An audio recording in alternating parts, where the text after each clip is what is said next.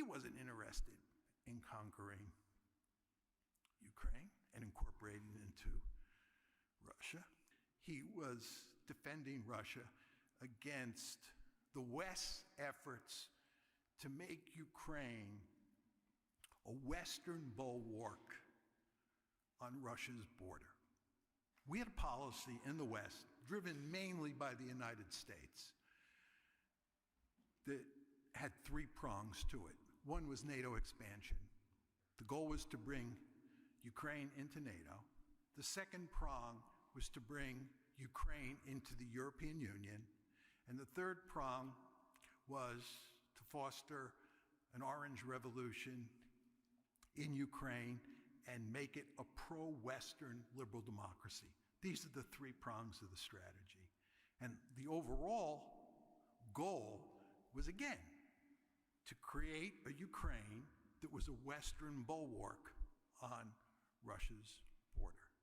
Now, NATO expansion was really the key. That's what really spooked the Russians.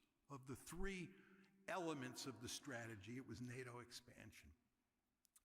It was, as many of you know, in April of 2008, at the Bucharest NATO summit, where NATO announced when the summit ended that Georgia and Ukraine would become part of NATO.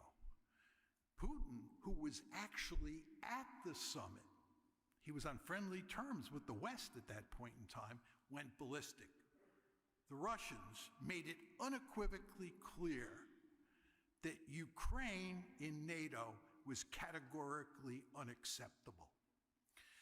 William Burns, who's now the head of the CIA, was then, 2008, the US ambassador in Moscow.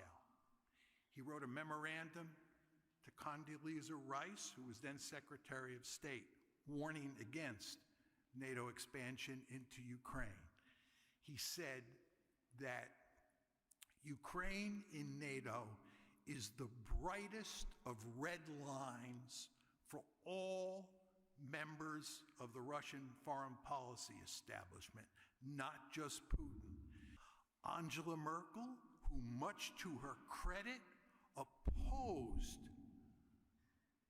making any kind of offer to Ukraine in the April 2008 summit, said recently that the reason she opposed that idea was she understood it was the equivalent of a, these are her words, declaration of war against Russia.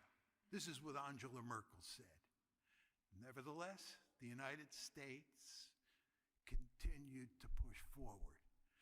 We had gotten NATO expansion through for the first time in 1999.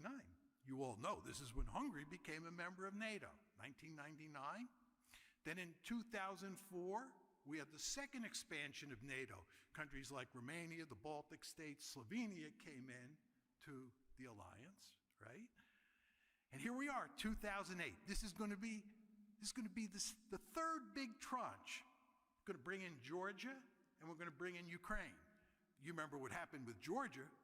4 months later, in August 2008, you had a war over Georgia. Surprise of surprises. The Russians were putting their foot down. Nevertheless, we continued to push. We continued to push. Why did we continue to push? The answer is Russia was weak. Think of the century of national humiliation for the Chinese. The Americans thought they could shove another tranche of expansion to include Ukraine down Russia's throat. We thought the Russians were weak. And you know, when you're weak and the Americans got their gun sights on you, they're not good, right? So we continued to push, even after things blew up in Georgia in August 2008. And what was the end result? The end result is that in February 22nd, 2014, to be exact, the crisis in Ukraine broke out.